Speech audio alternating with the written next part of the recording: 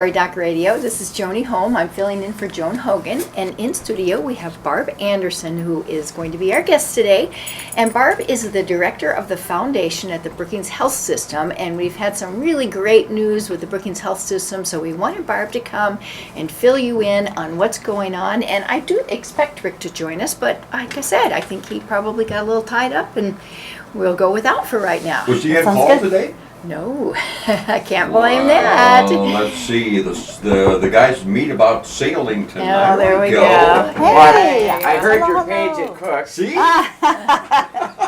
You didn't speed to get over here then, did you? Yes, I Uh-huh. Okay, so before we go on, I want to ask you one question. Have you ever been stopped for speeding and then you bat your eyes and go, but you know I'm a doctor on way to see a very important case? Have you ever tried that? There was one time when I was racing to get here late from the hospital. He pulled me over and I said, I've got to be on the radio 1 minute. I'll pay you later. I see you. And he said, forget about it. There was another time when I was late This is the best one. going to Sioux Falls to an ethics meeting. Oh, goodness. It was an actual ethics committee meeting.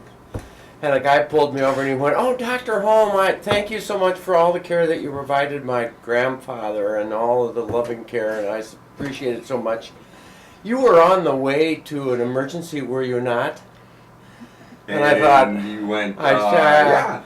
I'm on my way to an ethics committee meeting. I mean, how could you lie when you're going to an ethics committee? He went, "Oh, okay, well, here's a Ticket. ticket." So I got Good for stopped you. for speeding once, taking my wife to work. She was late. And we were going pretty quickly. And I got stopped by the highway patrolman. And then I said, "I'm sorry, I've got to get my wife to the hospital right away." "Okay." He followed me. So we pull up to the hospital. Beth gets down in her nursing uniform and runs in. And I looked at him and he went like this. I said, "Nice try." Got a ticket. Got a ticket, Yeah. Okay, Rick, maybe you heard on the car on the way over, we have introduced Barb and introduced Yes, our subject. I did. So unless you have further medical comments before we get started, why don't we talk about our lovely hospital? Right. A lot of changes are happening right now, Barb, which is absolutely amazing to see. Yesterday, Yeah. the front just changed from nothing to girders. Yes. I couldn't believe it. Tell me about it. Isn't that amazing? What's Well, going once on? they got the elevator shaft up, then they could start with all the steel, and so that's what we're seeing. And yes, it will fly from here.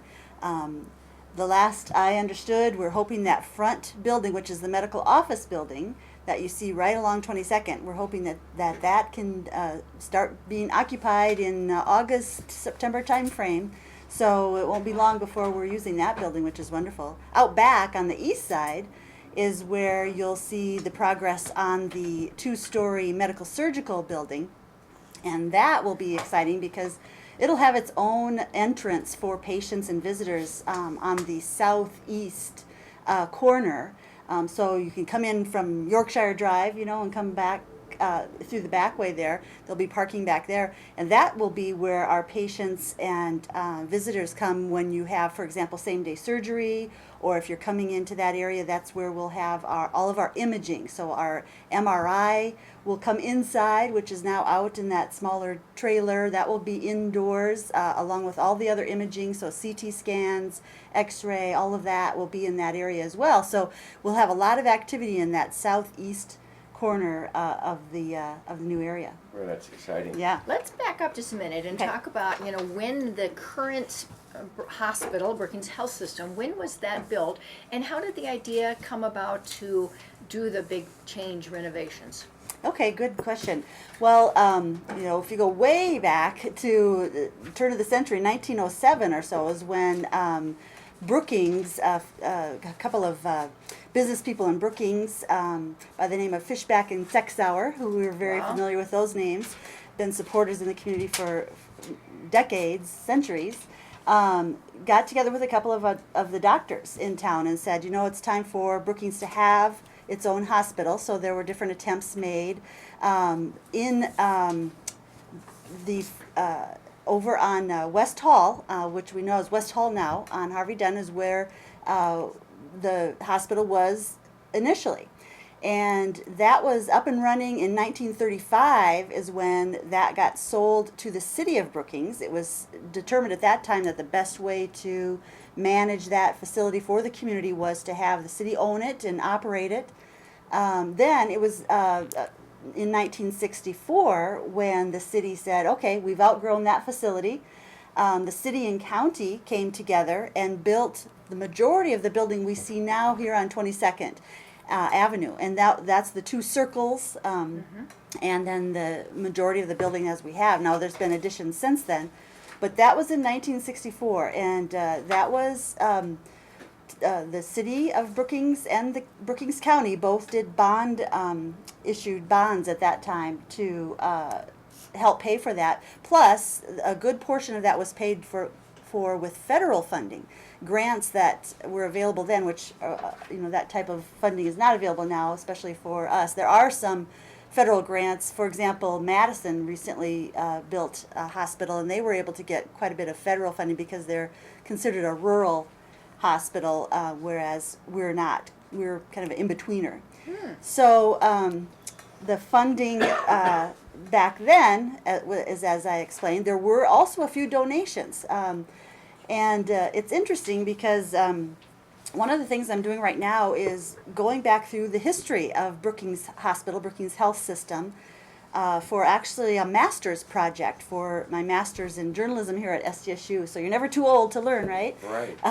And that has caused me to go downstairs into the basement of the hospital, dig up a lot of scrapbooks and old Brookings registers and old board meeting minutes. And it's been really fun to read through this. And I think, I know just about everyone out there listening probably has a story or two and remembers some of these things. But one of the things in the 1964 project, they actually started talking about the new building project in the late 50s, saying, hey, we're running out of room, we need to increase our capacity, the community is growing. And then actually end up building the building in 64 and moving in. But then as we moved through the 60s and the 70s and the 80s, a lot of things changed in the way of medicine. And one of the things we really saw evolve was when that building was built in the 60s, just about everyone who needed a hospital needed inpatient care, which means you checked into the hospital, right, and you were there for 5, 6, 7 days. And so the building was built for that inpatient care. Today, it's almost exactly the opposite. Almost all of the patients, 70% or more, are outpatient basis. So in other words, Rick, you might have a patient go to the hospital for some tests or maybe for some imaging like a CT scan or something like that. Or you might check in to have your baby, but you're there for maybe 2 days, sometimes Max. less. Yeah. And then also same-day surgery is the norm today. So you're in, and our new facility will support this. You'll come into a pre-op room, get ready for your procedure, have your procedure, come back and recover in your private room, and then you're back out, headed home. That's quite a change. Very much so. Rick, what do you think about with your change in practice and what you've seen? Well, I remember when Dr. Wake, who's retired now, said to me one time as he admitted a little lady who needed probably step care into a nursing home. He admitted her to the hospital and said, isn't it great that we can hospitalize people when we want to. Mm-hmm. And we can put them there and then and position them to go where they need to go, or give them the support that they need, transitioning them into other levels of care. Or maybe even support them for a week or two while the family gathers strength and knows where to go. Not the case anymore. That went away. Mm-hmm. You can't admit anybody for any reason. Mm-hmm. You have to have a solid indication, or insurance or the government, third-party payers won't pay. Used to be that that there was two insurances, one for the doctor and one for the hospitalization. The doctor care was commonly done. A lot of people didn't have that coverage. They just had emergency hospital care coverage, and then they would pay the doctor with a chicken or half a beef or promise to pay later type of a thing, and doctors' incomes were a lot less. And then we fought Medicare, but Medicare occurred. I mean, AMA was on record for saying absolutely not. You do not want to let the government be the payer of the doctors. Let the patients be the payer. Mm-hmm.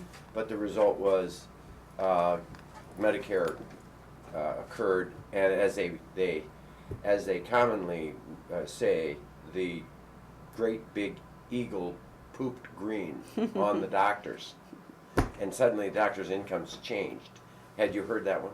It was always a reference with poop to you. Yeah. Well, Last week it was the python, Yeah, so let's yeah. not go there. but So what did Can you say that on the but radio? the long and the short of it is there was part of the real change occurred because of payment, where the money came from. Right. And that's the major thing that I've seen. And now, outpatient care really is the king, quote unquote. And hospitals do have the most of it. And it's now I was going to ask you as you were talking. There were some donors to that first hospital in the 60s. Right. We need to take a break first. We do. Before we get back to our discussion on the Brookings Health System, I want to remind you that this is Prairie Doc Radio. We have Rick Holm and Barb Anderson in studio. We would entertain your questions, and if possibly you have a story about the hospital, please call in and let us know, and we'll be right back. Love your stories. We're clear.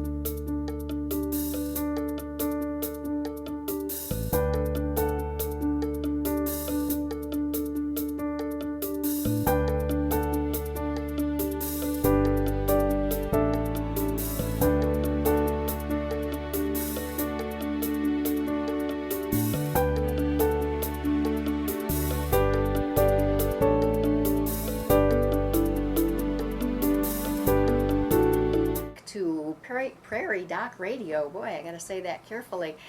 We were just asking about the funding for the first hospital in '64, and we do want to talk about the funding for the current renovation. So, Barb, tell us Yeah. about the early funding. Okay. Well, like I had said, there was the city and county funding where they did have a bond issue on both levels, and then the federal funding. Now, the donations at that time really kind of came on their own. There wasn't an organized foundation at the time. There was not an organized effort to go out and look for donors in the 60s when the building was built. So there were just community entities that decided to make the hospital project what they wanted to donate to. And there were also organizations, I believe, gosh, now I'm going to try to remember, there were, there was the Hospital Auxiliary was in place. There was also, I believe, maybe Lions and maybe VFW. They had different, fundraising activities and decided to give their dollars to the hospital. So, it wasn't a large amount. I'd say probably all in all, it was probably less than 5,000, maybe less than 4,000 total. Wow. Right. And compare that to today, of course, we just, as the foundation, Brookings Health System Foundation was organized in late 2009. And so we've been around for about 6 years. We did have an activity when Brookview, neighborhoods at Brookview were built in 2013 and raised a little over $600,000 for that project to make this house a home. If you remember that, we bought some extra things. For this hospital project, our goal was to raise 10% of the project costs. So the foundation's goal was to raise $4.6 million. And thank you to the community, we have done that and then some. We started about a year ago, it was about in January of last year, gathering together people in the community to talk about the project, since it was the largest fundraising project for the health system that this community has ever done. We had some wonderful input from community leaders, business owners, longtime citizens of Brookings, people who have just recently moved here. So we got a lot of input. And then throughout last year, we had many small group meetings. We were on the radio here talking about the project.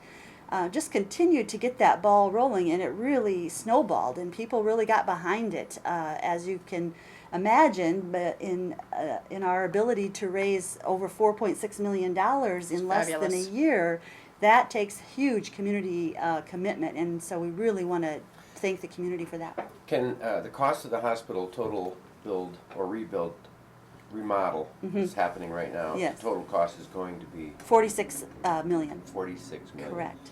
And we're pretty close. I mean, we've got at least loan money and so on and so forth to cover that 46 million. Correct. As I understand. What was the cost of the whole hospital, the brand new Oh, hospital yeah. in 1964? 64. I think it was about 1.8 million total. Total. Yeah, can you imagine? 1.8 That's million. We Inflation. can't, we can't even build one operating room for that Wow. now. So I'm curious about the model, and we probably don't want to go into this at length, but how common is it to have a city, county run hospital? Are we an anomaly, or is this a common thing? Yeah.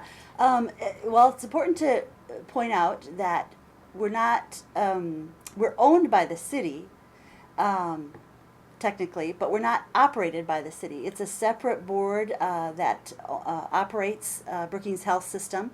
But it's very unusual. If you look in the state, we have Madison, which is an independent hospital, and I can't even think of another city-owned hospital. So it's very unusual. Now, when we were talking to donors about raising money for the campaign, one of the things that really stood out is how they really valued the fact that the hospital is a facility that is part of our community. It's owned by our city, and investing in that was really a positive experience for those donors. Now, I'm talking about even other healthcare entities. Both Avera and Sanford supported our efforts to raise money for the campaign. Also, many independent organizations, North Central Heart, and some others, because what they know is that if the community continues to invest in its own hospital, its own healthcare facility here, it will be able to serve its citizens for many, many years to come.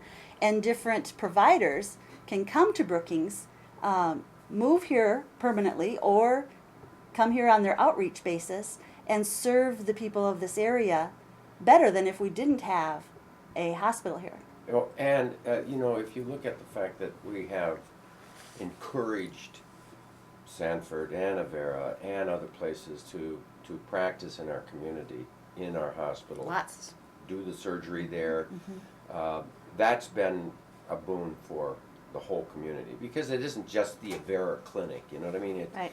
And I'm a member of the Avera Brookings Medical Group, and so I speak with a bias toward that group, but I'm just, my personal opinion, private opinion is a community hospital is prime. It's just the most important thing for our community and the surrounding community, so that we can provide for this area. And it's just not Brookings, it's Volga, it's Aurora, it's at Arlington, it's DeSmet even. Esteline, you It's name it. Esteline, it's all of these communities around here that we provide for these people primarily.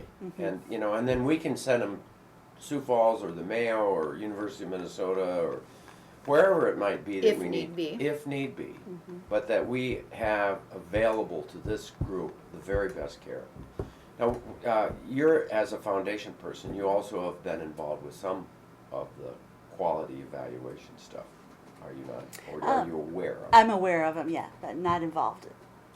And so specifically. I just have to say here and now that we have done very well in our comparison to other hospitals throughout the region and in particular throughout the country, as far as the quality of service that we provide, the insurance that we have an infection control that's very careful, insurance that the quality of the care provided by the physicians and the nurse practitioners, PAs is high quality.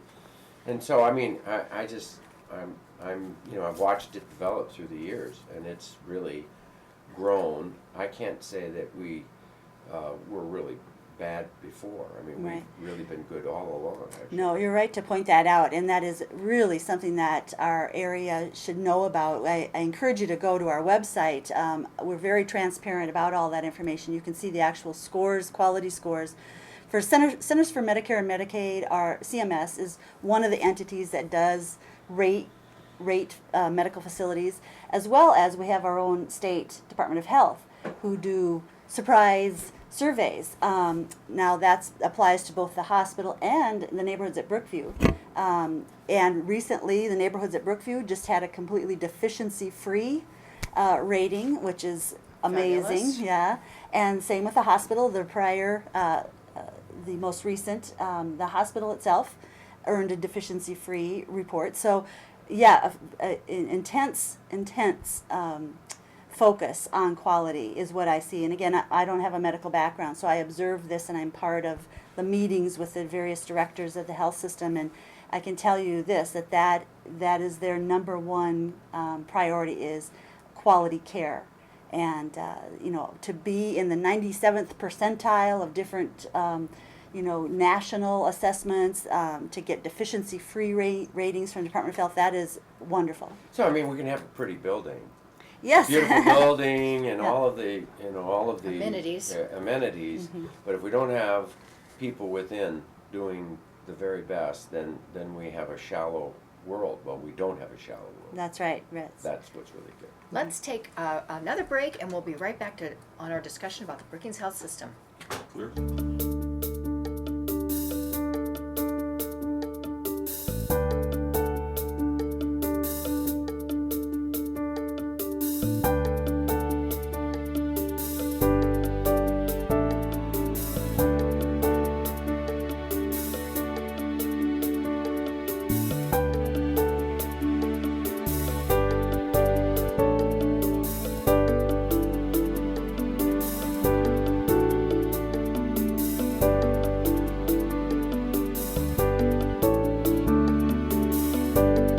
Back to Prairie Doc Radio. We're happy to have you listening today. We're talking to Barb Anderson, who's the director of the foundation of the Brookings Health System, about the renovation that you all see if you live in this community, the action that's happening at the hospital. So let's continue our discussion. Rick, you had a point? So, every day as I do care for people, there are times when you see, okay, I need to have this patient receive this kind of care that we don't have here. Sometimes that person might be a doctor that comes up from Sioux Falls, but sometimes there's nobody who comes up. I have to have somebody take care of this particular type of By a particular colorectal surgery. specialist. We just don't have that here. This particular type of specialist, this kind of care that needs to be. So I send people south, and I've done that all my life. And all my practicing life, I first started sending people to Mayo, or then after the first few years as I got to know the doctors in Sioux Falls, I found that many times, not always, many times, there's care there that I can send to Sioux Falls instead. I've gotten to know the physicians, the facilities, the quality of our education in South Dakota, the whole 9 yards, and I'm really comfortable with that. And so I'm saying to the people who might be listening, there's a time you go to Sioux Falls. There is a time. I really think, however, there's an advantage to having a care provider here, whether it's at the Sanford Clinic or the Avera Clinic. There is a time that you should start your care here, and you should utilize the Brookings Health System when we can do it here, because it's not a burden on your family to have to travel. It's easier to be here, but also because if you can do it just as well or maybe even better here, why would you go to Sioux Falls? Mm-hmm. And so there has been a movement early on to go to Sioux Falls, that we don't have good care here, why don't we go somewhere else, because you want the very best for your family. And I'm convinced that the very best is to start here, and then there's times to go there. Mm-hmm. Any comment about that? Yes, actually, one of the benefits of investing in our facility is to be able to recruit physicians so that more and more of those specialists, we hope, will start moving to Brookings and be here full time. So there'll be less and less reason to travel 100 miles round trip to go to a specialist or to go visit a family member who's there. So that's a very big advantage of investing in our facility as a community. We talked a little bit about the quality of care, which is number one. But also there's an economic development aspect of investing in a local hospital, local healthcare So every facility. dollar spent here in this community through is there a repercussion of like 8 times or Oh, something? there probably is, Rick. I don't know the answer to that. But I do know that we invested in an economic impact study with the SDSU, and that used data from the 2010 census, and all in all, it came through saying that having the healthcare facility here, Brookings Health System here, has an impact of almost $30 million a year on the On our economy. community. Yeah. And that, again, is using 2010 data. So now it's probably well over 30 million in 2016. That's really great, and we do need to start wrapping up. Our time is almost up. One thing a friend mentioned that I think all of us need to remember is if we have a fire at our house, the fire department's going to come without us paying anything to get them there. Same thing with our ambulance system and with our healthcare system. So perhaps you choose care someplace else, but we still need our emergency care. When you need that ambulance, it's not Yes. going to come from Sioux Falls. No, it is going to come from Brookings, and so we do really, all of us need to support our local facility.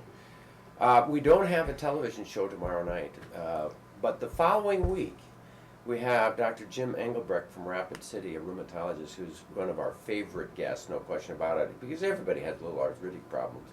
So I'm looking forward to seeing Dr. Engelbrecht a week from tomorrow night, and we thank those people who bear with us and watch our television show when we're on. But in the meantime, go Bulldogs, go State bees. go State Bees, go Or Lee A's, Smith, B's. go Brookings, and then also Jackrabbits is coming up this weekend. Thanks so much, Barb, for being Yeah, here. thank you for having me. Thank you, Joni and Bob, and stay healthy out there, people.